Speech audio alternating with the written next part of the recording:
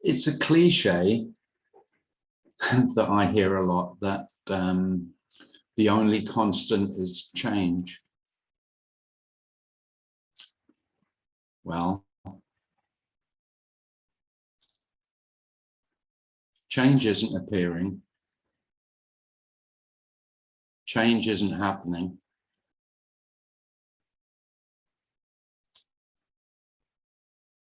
In order to recognize change, there has to be a comparison of this that's happening with that happened. And then there is a sense of changing in comparison.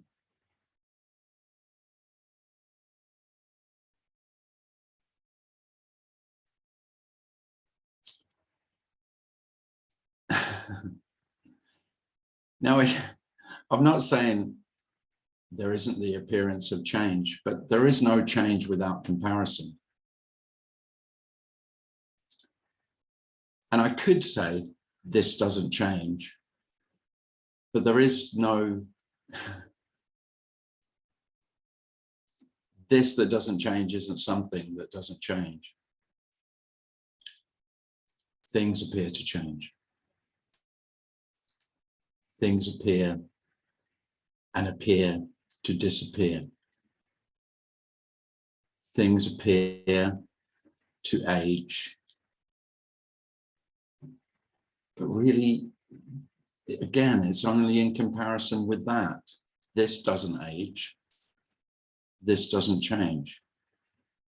This is always absolutely fresh, brand new, pristine, as you can't say as. All comparison fails. This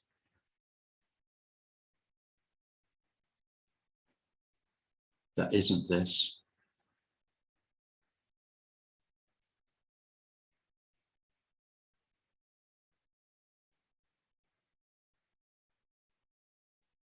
Is always born anew, completely new, never before. But of course, without a before, there is no continuity. So there is nothing that exists. It is unthinkable. Thought will insist that there was a before. There has to be a before, and there has to be an after. But there is no before and after without thoughts of before and after. And there is no continuity, no existence.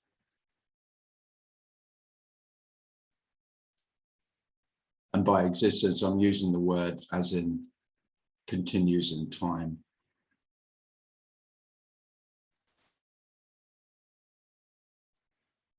And you could say timeless, but timeless has no meaning without time. Time appears. And you could say without space, no in between. If this is birth and death, always, without anything between birth and death, then both birth and death lose their meaning too.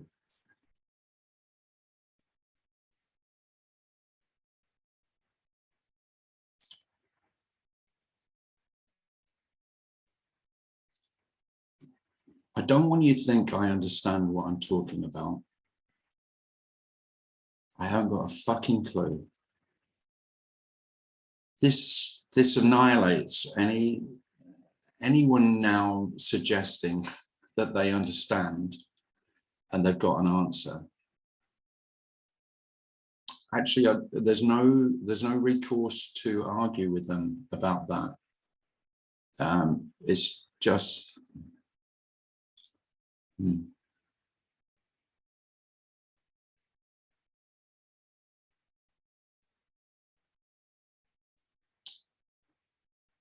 I mean, how could it be understood that birth and death are not two? That's utterly incomprehensible. That's just not, it's pure nonsense. And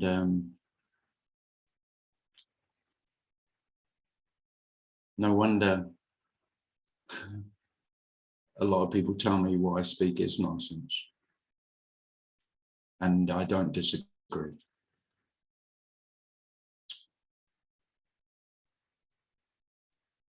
But freedom from having to make sense and this constant striving, this constant necessity that unless I make sense of what's happening, what seems to be happening, then I'm at great risk. You know,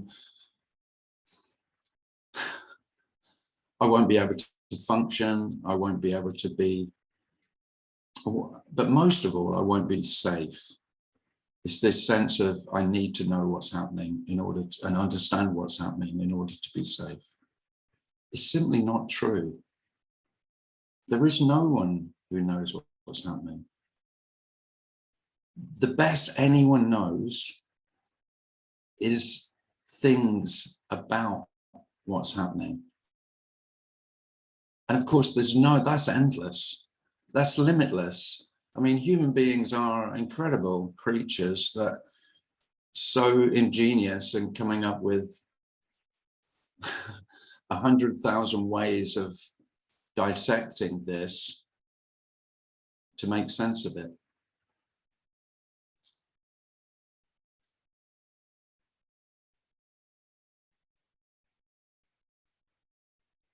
And I quite like that as an analogy, because of course you dissect this, you have to kill it first, don't you? Do you remember your biology lessons? I don't know whether they still do dissection in biology lessons, but I remember my dissection of a frog. Well, I didn't understand. I understood how different parts of a frog seemed to fit together, but that wasn't understanding a frog. And certainly not what it was like to be a frog. Because, you know, a dead frog isn't a frog, really. And if you think of all knowledge as dissection, which it is,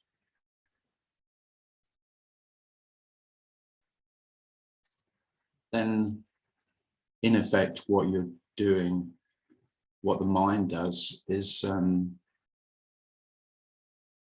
has to kill it first in order to cut it up.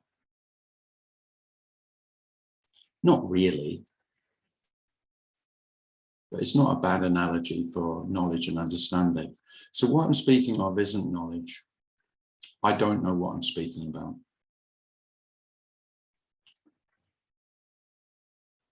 And there is a conviction that no one does. Maybe, I mean, that's the end of seeking. If the end of seeking means anything, it's that I couldn't know. And maybe just as importantly, if you're going to stop asking other people if they know and use their secondhand knowledge.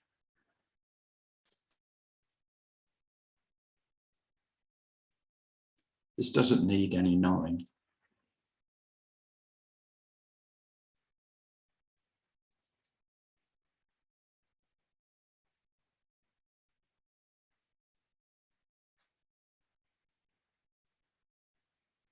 To be exactly as it is.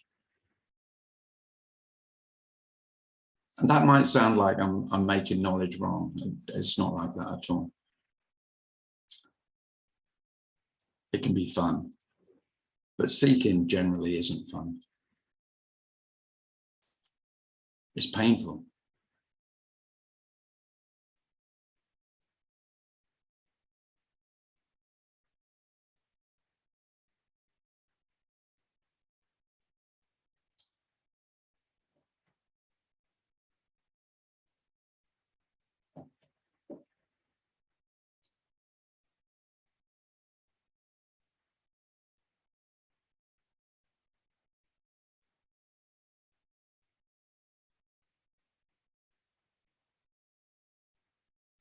somebody wrote something about remembering, that this is like a remembering, kind of like the remembering what it was like before you could remember anything. And I liked it. And then but then the thought came was, yeah, it's kind of like remembering, but not being able to remember what you remember. Because of course there's nothing to be remembered before you remembered anything. but I still like it. But don't expect to remember what's remembered before there was any memory.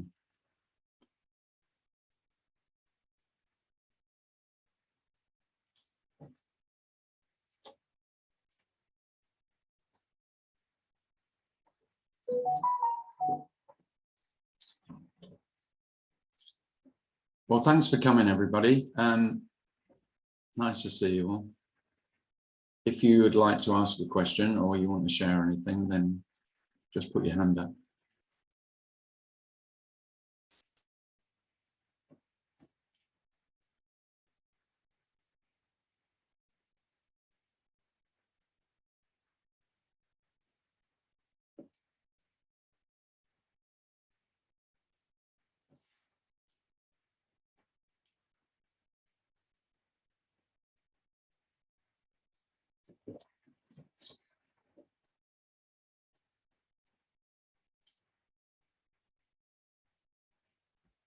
Michael.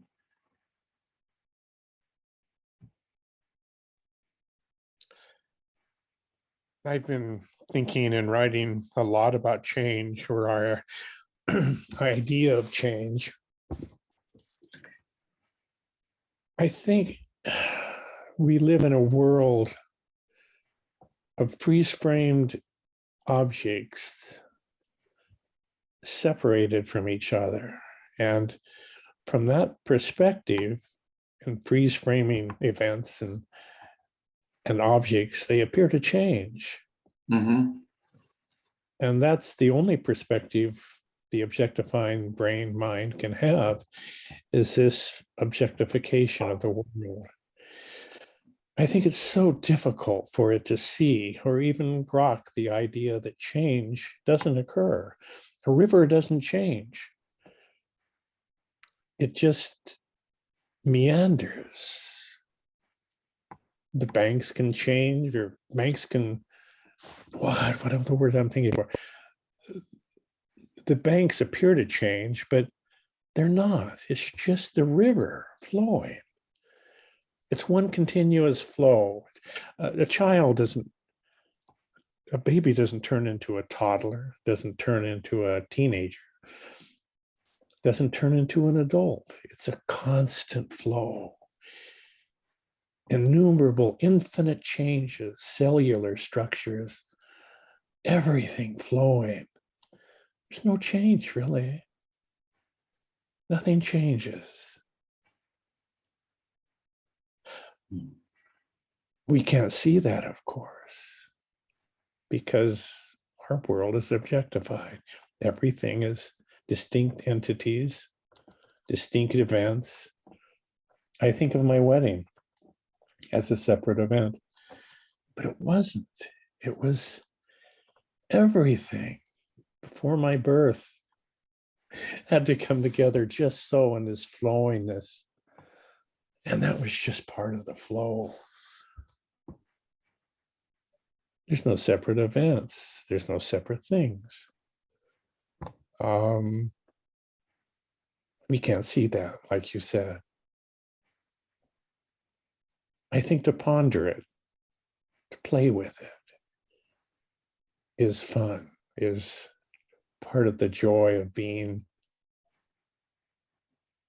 a human brain, which I think is the most, or which this brain thinks is the most magnificent thing. Yeah. I wonder what it would be like if everyone thought that their brain was the most magnificent thing, Michael. Well, it's not my brain. No, I don't mean the brain. Somehow humans evolved this complex language, and coincidentally have the mouth parts and the larynx and everything else had to come together just so. And it's all evolutionary machinery. I don't think it's anything beyond that, but still it's so magnificent. And how beautiful that a brain could become aware of how beautiful. It'll never know or understand itself, of course, through objectification, but just a glimpse of the complexity of what it does. It studies things now that most people are not privy to, that the scientists branch off into infinite areas, but they leave the rest of us behind because they can't speak of plasma physics to us because they're in a different world. But that's the human brain. It's just, to me, and I see that in my grandchildren. I watch them grow, babies, and from infants to toddlers to teenagers now. And I just am amazed at them. I watch them, and this mother's gaze that I look out at the world with. Everything is just so damn beautiful. A young lady brings our groceries to the car, and she's so alert and so kind. And I told her the other day, I said, you're going to get far in life. I have you're something special in you. And she said, pardon? I said, you're so kind and efficient and that you're going to go far in life. And she started to cry. She's like 20, 25, delivering groceries to her cars to handicapped people. But she does it so well. And she just started to cry. She said, no one ever told me that. And I started to cry. I thought, oh my God, how Yeah, sad. she's not had that kind of compliment very often.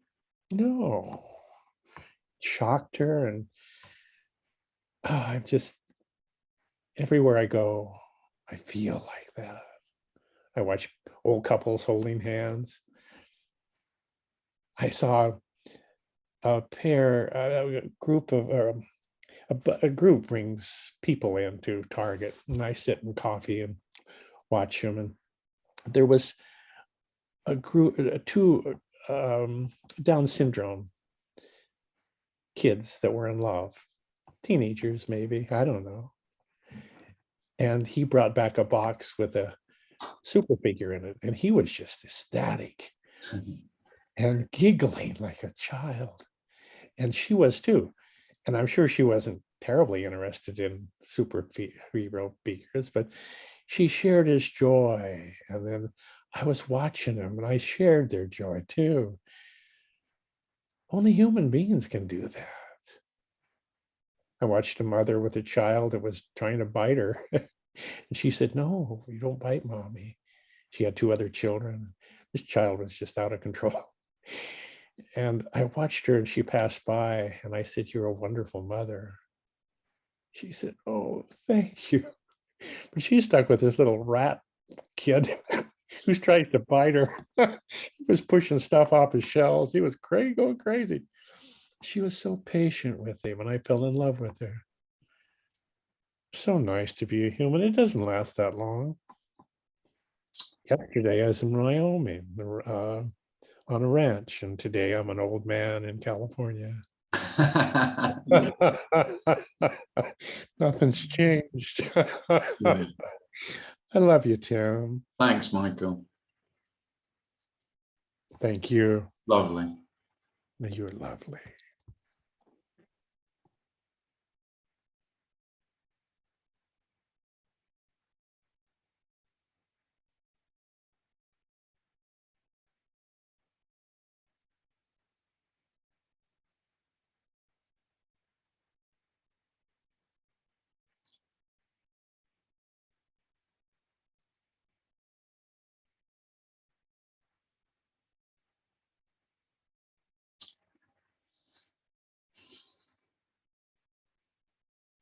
For some reason, I just want to speak about the unchanging.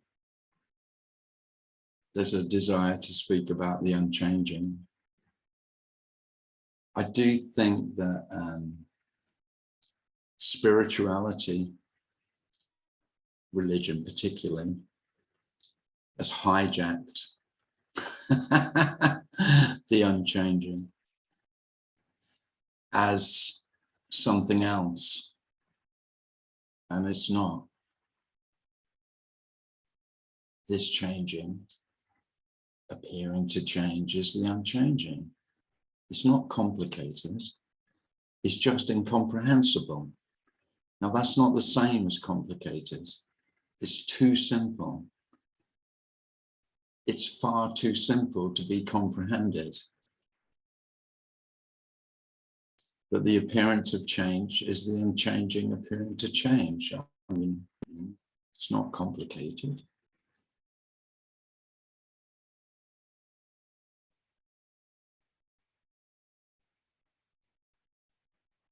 And there isn't, again, so the only way to make sense of it, you have to make, and so that's what human beings have done. They've made the unchanging something. So the changing things are some things. And so what doesn't change has to be a thing. Otherwise, I can't comprehend it. It has to be an object, the object that doesn't change, the object that is all objects.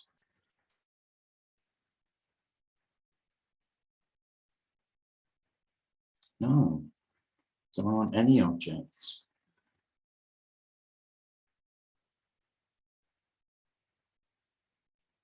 Not even one big one. No absolute object. No source object. Of course, the other thing that can't be comprehended is that the things that appear, everything that appears, doesn't come from anywhere, isn't appearing from the past. That's the source. So without, if everything is sourceless, that's kind of the end of asking any more questions. Really, the absence or the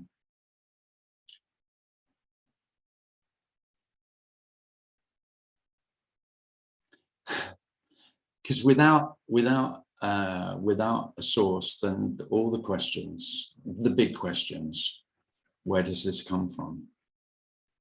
How did this happen? And of course, why did this happen? Well, with a source, then you have an answer. That's why it doesn't matter what answer you come up with. It's just a panacea for not knowing. And really, I don't know why there's such motivation here to say that not knowing is perfectly okay. And I don't know where that comes from. But there is a real desire to say that not knowing is immeasurably preferable to this constant, never-ending search for meaning and purpose and understanding, to find the source of the river. Well, you follow the river back and see if you can find its source. Do you know how long they've been searching for the source of the Nile?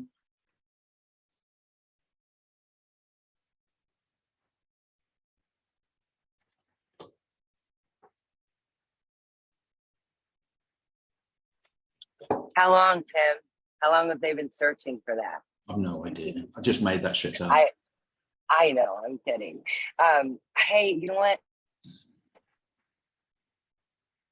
I think you're muted now. I can't hear you.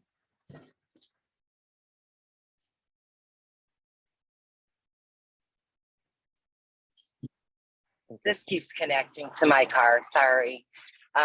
No, I just said that beginning stuff you said was great. I loved it. And most importantly, I wanted to tell you how much I loved that picture of you in that 60s outfit. I just died. That was so freaking cool. It was like, oh my God. At first, I thought it was you like a long time ago. And then I took a closer look and I was like, oh no, it's him now dressed up like this. Yeah, well, what a compliment. Thank you very much. So it was me. Yes. It was me. Well, remember, I'm not that fucking old, Natalie. In the 60s, I was only Okay. 5 years old. Well, I don't know. I just forgot about that for a second, I guess. I Thank didn't you. remember that I remembered that. But yeah, no. Oh, I thanks. did. I thought Well, that believe was it or so not, cool. I went to two fancy dress parties in one evening With that outfit? with that outfit. Yeah. Did you pick that outfit? Yeah, I picked it just off from By the yourself? internet. Yeah. Oh, you got it on a oh, I just so got it off fun. Amazon. Yeah. Oh, okay. You didn't go to the thrift shop and piece it together. No, it came all as one. Bit like this. Oh, okay. Yeah, they have all that kind of stuff now. Yeah. Oh yeah. So it Yeah. was it was 60s hippie pop singer outfit. Oh, okay. Oh, okay. I'm gonna look that up. No. Oh no. I'm getting a call. So I guess I'll cut it short. But that was great. I Thanks. loved it. Thanks, Adam.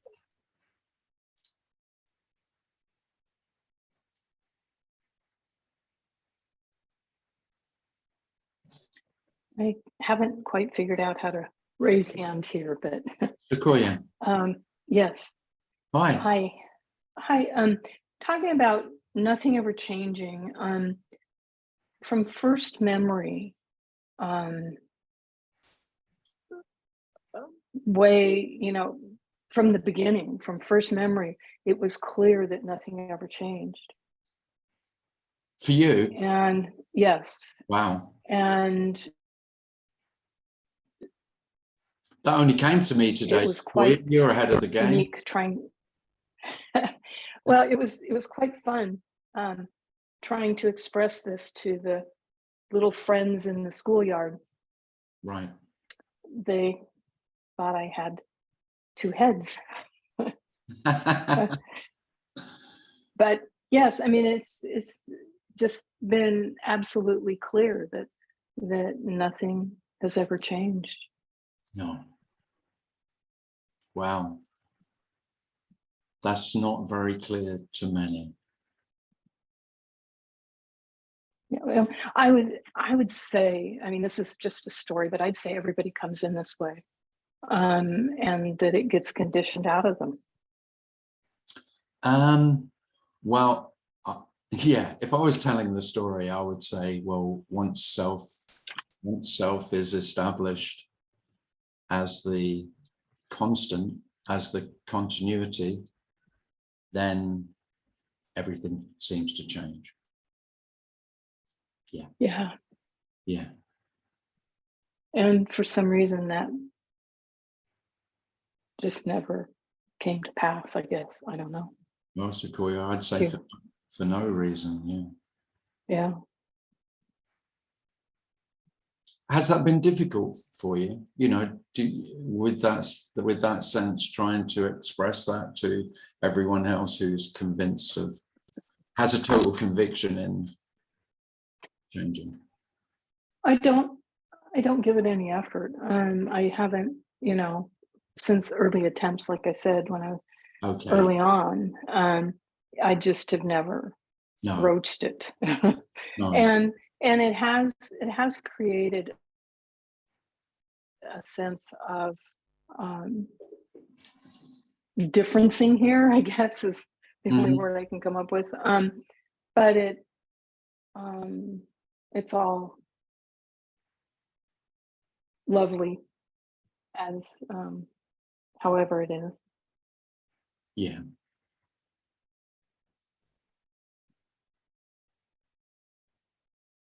But anyway, just a quick share. Thanks, Akoya.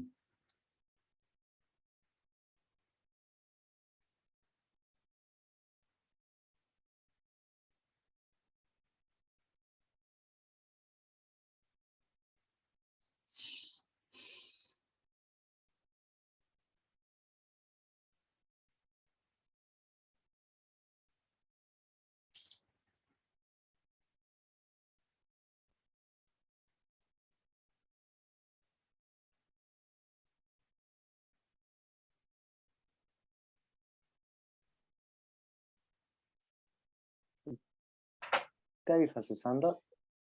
Hey. Hey, Dave. It's so beautiful to be with you today and to consider that this perception of change has really been the source of all seeking, looking for the source. There is no source. No. What you see is the source. What we're living right now is the source. There's no other source than what is here now. Yeah. There's nothing beyond this to look for. Mm. And this is not changing, but it's ever new, the flow, the beautiful flow of what is. Mm. And when you say flow, people think of rivers and sources of rivers, but there's no source for it. No, It's just this. Yeah. And this. Yeah, I wouldn't even say flow, but that's just Yeah. Well, flow crops up in it's Michael discussion about flow, it. but I don't feel strong enough to contradict what Michael says. I mean, I could say, yeah, because sometimes I could say sometimes it feels like flow. Sure. And sometimes incredibly empty, totally unmoving. So, you know, if flow, yes, can feel like flow, can feel utterly, totally not moving. You could say, so that's the depths of the ocean, you know, pitch black, total stillness, silent, the abyss. And then and sometimes the flow can feel, so it can feel like a deep river, like running deep, and slow but powerful. And then it can feel like, you know, a stream running over rocks and singing a song as it babbles across the rocks. Wow. You know, there isn't. So for me, the flow is just an expression of how this might appear.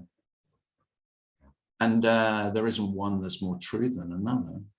So the depths of the ocean are equally as true as the flowing stream. Yeah. Because the flow and the absolute stillness are not two. The river isn't separate from the ocean in the analogy.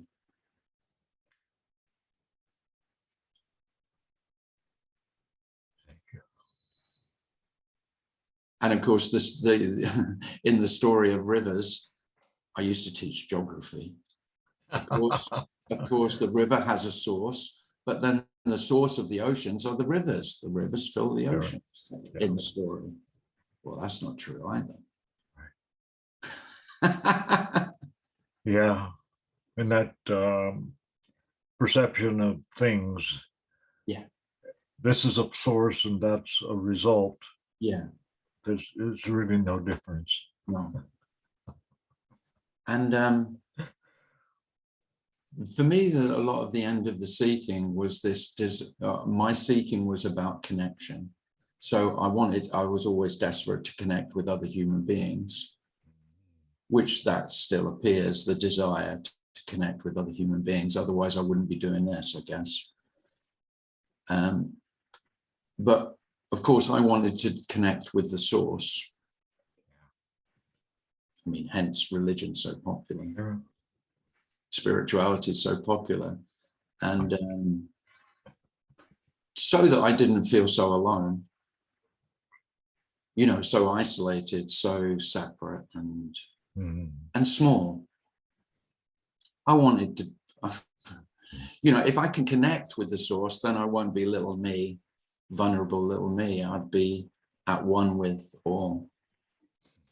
Well, no one ever suggested to me that there wasn't anyone to be at one with all. You know, that it was a futile search. It was, and there was no need.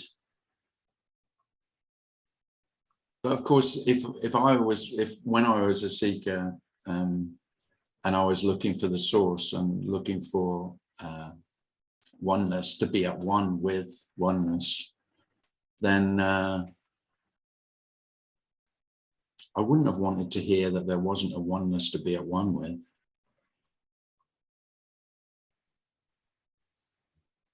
There's no one to be at one with oneness. Oneness is an idea, just as I am.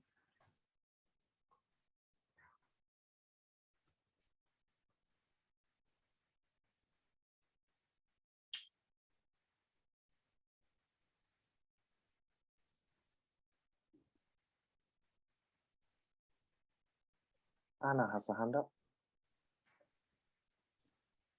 Thank you. Hi, Anna. I don't know whether she can hear us. So Anna's either asleep or she's turned her microphone. No, It I was turn a- my microphone off. A delay. I'm not asleep. Hi. Hi. Hello. Okay, you can hear me. Yeah. Well, I did have some things to say, but your last statements just floored them all. Oh, sorry. Oh, go on, say them No, anyway. it's okay. Yeah, I've been seeking probably since I was about, I don't know, 6 or 7 years old. Bloody And hell. well, you know, as a child brought up in a Catholic household, it's kind of, you know, that's part of it all. So what was I going to say? Yeah, to find out that there's actually no one that needs to seek and there's no seeking to be done is amazing. And just thank you very much. Oh, thank you. No, Um, it is amazing. And I'm always amazed when anyone's amazed and grateful. Totally. I mean, I'm just, you know, the question I've got encyclopedias of questions, but you know, they've all gone. So Well, isn't that wonderful? yeah, yes, it is. God, thank God for that. Yeah. Yeah, great. Oh, And you know, just this is it. This is it, right? You know, this is it. There's nothing else. And you know, yeah, beautiful. thanks, Anna. Thank you, Tim. Oh, you're Thank welcome. you. You're very welcome. You're doing a good job, Oh, really. well, you know, it's really lovely to hear that. I mean, you may think, oh, but No, I've been listening for a long time. I have never come to a meeting before. You know, oh, well, it's lovely to see you. I thought you haven't come to, but then I think there's loads of people who listen to the Zoom meetings on YouTube, but never come to a meeting.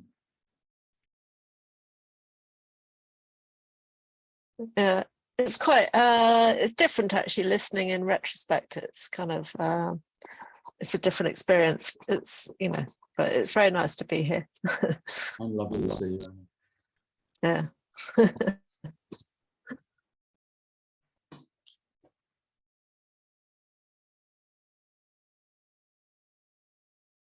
I was just thinking about what you were saying earlier, Tim, about you know, emptiness, the stillness, or the void, or the darkness. And I was thinking, oh yeah, I don't think of it so much these days as darkness or void, because it always seems so, like, most of the time just full of light. Yeah. So, but of course, yeah, it's also not, yeah, darkness and empty. Yeah. I mean, most human beings won't have it, that the light is the darkness. Mhm. Yeah. Yeah. I have no idea how I can say that with no problem whatsoever. That I don't doubt for a moment that light and dark are not two. Mhm. Yeah. Darkness appearing light, Mm. light appearing dark. Mhm. Yeah.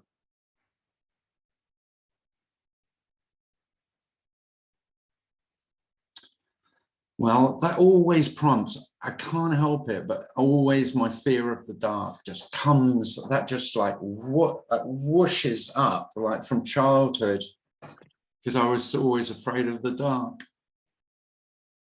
And I have to say, of all liberations, for this kid, afraid of the dark, that's probably the greatest liberation. And by the dark, I mean not knowing. All the monsters that I filled the darkness with. And then it's like the teddy bears and the monsters are skipping together through the woods, through the bluebell woods. That reminds me of it's just a really short story. When I was a kid, I used to have a teddy bear in my wardrobe, which was just across the room. It's a very small room, and the teddy bear was about, kind of this height. Yeah. And one night I woke up, I was lying on my side of the bed like this, facing outwards, and I opened my eyes, and my teddy bear was stood there looking at me, right face to face. I was terrified. I just closed my eyes. I was so tight. I didn't open my eyes again, and I must have fallen asleep eventually because I was so scared. But years later, I always thought my teddy could walk. I was terrified of it from them. But years later, my mum said, if I was having a disturbed sleep, sometimes she would come and get the bear out of the wardrobe. I love it. And put it by I my love bed. it. That she terrified. Basically, she terrorized you with that bear. Yeah. Love it. Why would you be afraid of your bear? Well, I could walk. It was in the wardrobe. Yeah, I guess he got himself out of the wardrobe. It's not. Yeah. And then it wasn't just any old stare he was giving you. No, any bear that can walk is malicious, isn't it? I mean. Oh, brilliant. Oh.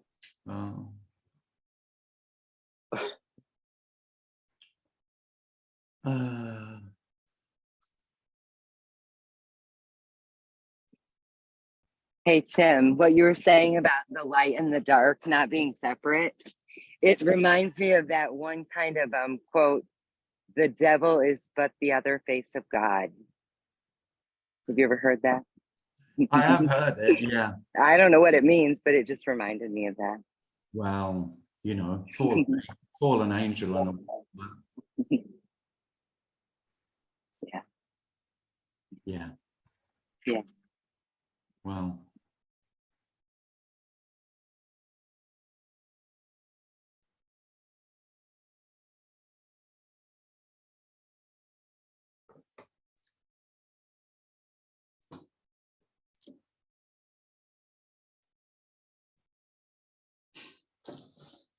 Hold on a second.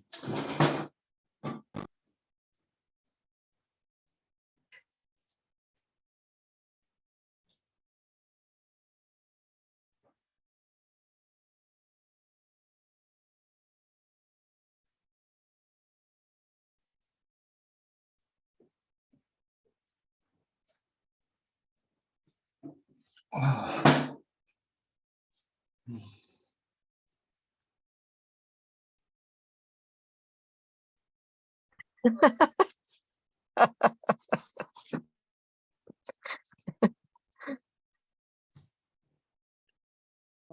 That's so funny. Look at him. How old is he? I mean, how old is he? Yeah. 61. Oh my gosh, look at him. Look at him. He looks good. What's happened to his hands? What do you mean? What's he got on his hands? What's that? What do you mean? Has he got gloves on or something? Or is that his arms? Is he wearing something? Don't be rude. Don't be rude about him. He's got blue arms. Oh, look, so cute. He's had his face redone 3 or 4 times. Oh, yeah. In Los Angeles.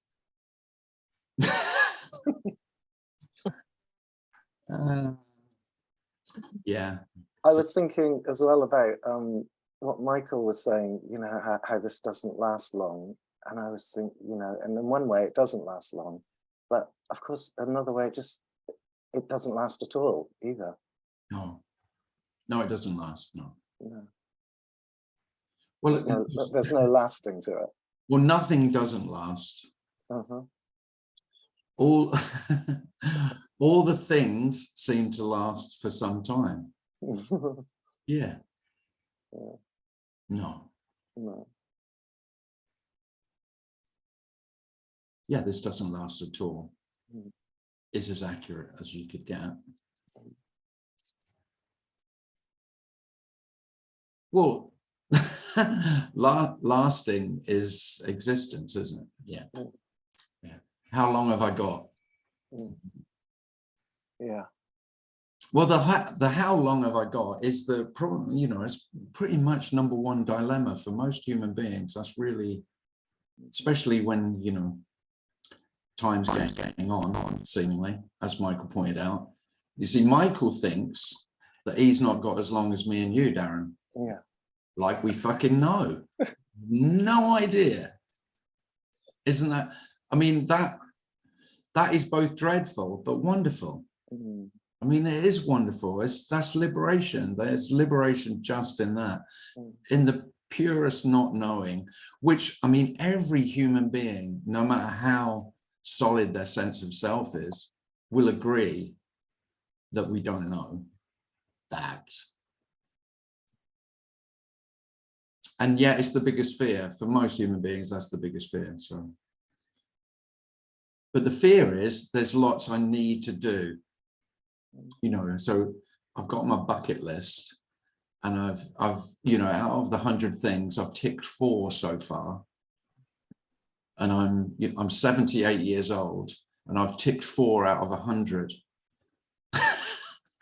So I'm in a bit of a panic. Yeah. Because I've got to make life worth living. Yeah, I've got to live a life worth, because it's, you know, it's the only one I'm ever going to get. So I've got to really make it worth it. And so what most human beings do is not the only life I'm going to get, of course. Majority of human beings don't think they've only got one, you know. That's true. That's true. No, most human beings don't. I know in the West, we sort of, well, not in the USA, most Christians think they've got eternal life to come. Jammy bastards, or poor souls. But we take it for granted because me and you think we've only got this, and most of our friends would agree with us, wouldn't they? You know, that death is the end. And this isn't liberation from physical death, of course not.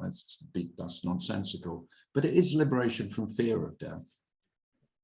And I don't mean that you want to die. It's not like that. It's just that you're not, you know, death, because this is death. Death isn't somewhere else. And it's the anticipation of death that is so feared. You know, most fear is in anticipation or dread. And well, and the story of death. I mean, death is really just a story, because there's no knowing. There's no. But what I mean is, death is everywhere, but self is really good at overlooking the fact that death is ever present.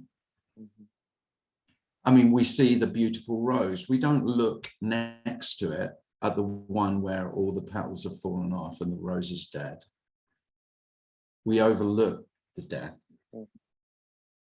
I mean, I think self's very good at turning away.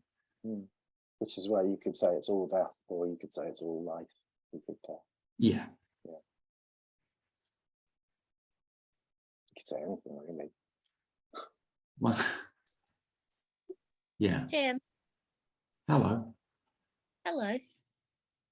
Do you think that the people that, like, I sort of feel like I was a kid just that saw it as all death, and sort of like, and it's why I had a hard time doing things, because I was always aware of that everything ends. Like, I never felt like I needed to live a life that felt well lived, because I always sensed there would be no accumulation of anything. That on my deathbed, I would not be holding all my experiences, that would be impossible. It's like somehow, but I wish I could have seen a little more light, also, is one way of saying, Well, done more. I still don't want to do it, as you know. no, I think that's unusual. It is. Yeah, I think so. Mm. Most human beings are just accumulating experiences. And so on their deathbed, they can just recount them all. And, Yeah, that never. Yeah. And you didn't have that. No. No. Well, aren't you? I lived more on the sad side. You can't accumulate anything, and it almost prevented me from doing it. But it didn't stop you wanting to achieve, I guess. No. So what were you doing when you were wanting to achieve, if not accumulate? Yeah. Stave off punishment, probably, or Yeah. Oh, that Christian God. Yeah, that's more of the Christian God. Live a life that will prevent you from eternal punishment, not live a life that you will feel at the end was well lived. It was more out of fear. Okay, yeah. Yeah. Well, that's not so unusual, that one. Yeah. No. I will. Thanks. Beautiful. I mean, that's not to say as well, though. I could imagine, being really old and going, well, I could have done a lot more. I could have done a lot more. But it's really obvious that I couldn't have as well. Yeah. But that might be the story that I could have, I couldn't have. I mean, I could have, but no.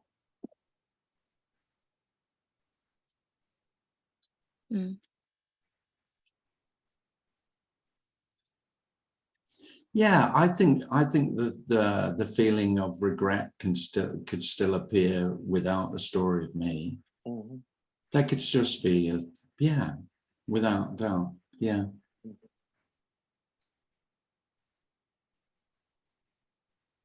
It doesn't have to without that without fear, and then the regret can just be something really quite light, quite regret with love, you could say. But I don't think it has to. I don't know. I think we're amazing human beings. I think we live so much for others, actually. We give ourselves a hard time, but especially, I mean, I have children, if you have children, you just like, it's all for them. And every moment of the day, the way society works, it's amazing that we just work around each other. And I'm in constant awe of how human beings interact with each other without killing each other daily. It's incredible. Yeah. I'm not surprised by violence. I'm surprised by the lack of violence, really. Yeah, totally. My sister how said, do we get on? I have no idea. It's miraculous. That's miraculous. 6 murders in London, like, you know, in the last week. I was thinking, how come there weren't 600 murders? You know, it's amazing. Yeah, I It's agree. amazing. Do you know, I always think the same when I see that. Every second of the day, we're you know, we work around each other under really difficult circumstances, because, you know, to be a human being is not easy. No. So yeah, incredible. Yeah. Thanks, Anna. I think we're heroes, actually. I think that on the freeway all the time. Oh yeah, We're all- driving, especially. Yeah, I mean, how human Yeah. beings manage driving, I don't know. Especially when you get to your destination and you've no idea how you got there, which happens to me all the Yeah. time. Oh yeah. It happens to everyone all the time. And you went, who the fuck was driving for me to get here? Yeah. And you just think, yeah. I mean, I used to use that analogy more often, as you know what it's like not to to have no sense of being the doer. I used to say that all the time, because nearly everyone has experienced getting to a destination, arriving, and their last recall is leaving, but nothing in between. Autopilot. So you could say every human being is autopilot,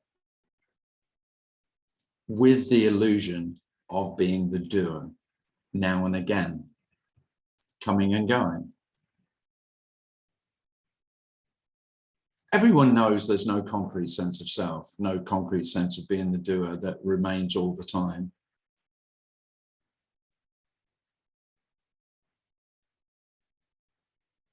You know, daydreaming, deep sleep.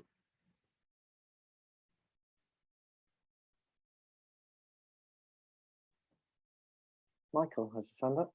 Michael. We alcoholics have something called blackouts, where we drink to a point where the world blacks out and we seem to be functional. I remember driving home from the bar and not remembering anything. So Yeah. autopilot you mentioned, Yeah. it becomes very apparent in blackouts. Well, I mean,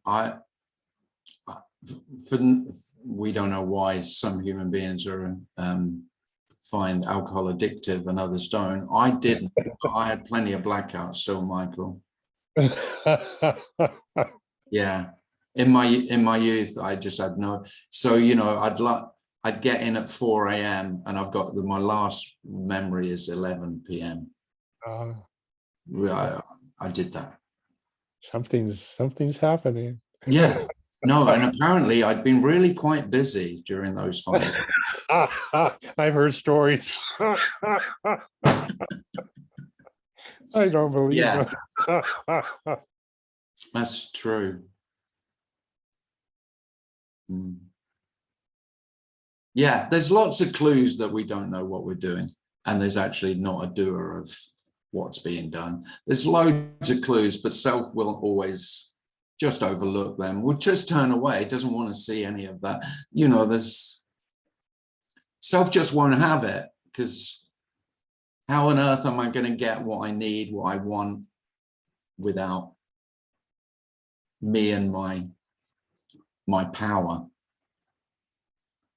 Well, you know, we're all as powerful as dogs or cats. And I'm not saying they're without power, but we're, you know, it's pretty much equal. We're just, I just love it that we're just very big-headed chimpanzees with a fucking great big forehead. If you look at a chimpanzee, it's just a human being, but its brain is about 1/3 the size, well, half the size. And it's not quite as clever as you or me.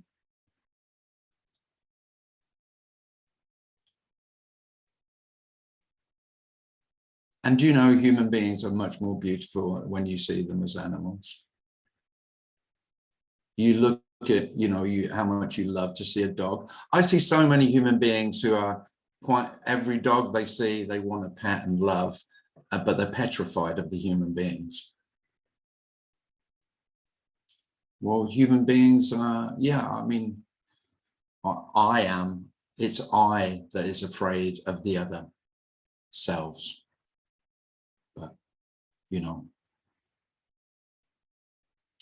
we're much more afraid of other human beings than we need to be.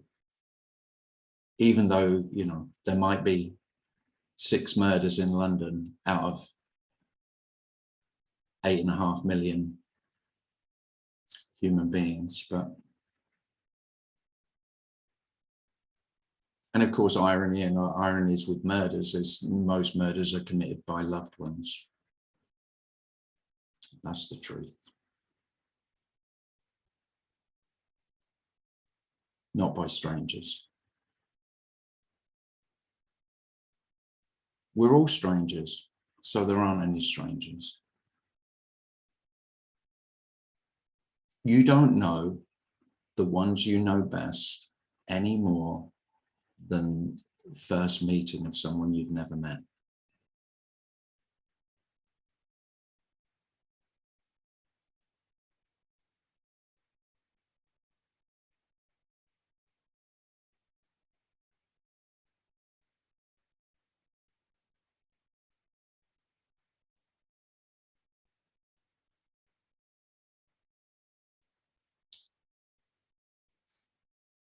It's a devastating love, that this aloneness, that you can't know another, that you've never known another, that there are no others. Other human beings, but no others for you to know. No. So every meeting is the first meeting.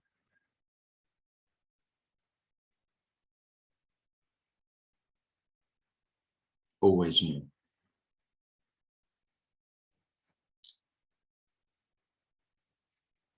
Imagine marriages where every time every time the couple got home from work, it was their first date. Yeah, I've romanticized it far too much there, but you know what I mean. Which it is, by the way. This is always the first and the last. This is always the beginning and the end.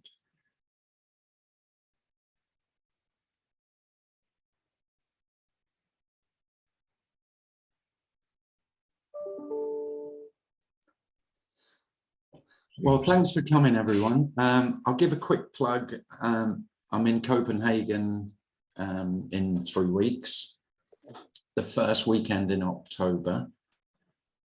All the details of Copenhagen are on my website. It's a wonderful place. It's my 3rd time I've been invited there by Annette and Lotta. And yeah, it's wonderful. If you're interested, just have a look. Or if you want any more information about that, then just email me. And if you're watching this on YouTube and you would like to get invitations to the live Zoom, then feel free to email me at clistim@gmail.com and I'll put you on the mailing list. Thanks very much for everyone who contributed and everybody who came. It was lovely. Thanks. Thanks, Tim. Thank you, Tim. Thanks, Tim, Darren, bye. Good time. I don't know what, I mean, I'm not cute, but Ted. Hey, ultra cute. Thanks, everyone. Thank you, Tim. Thank you.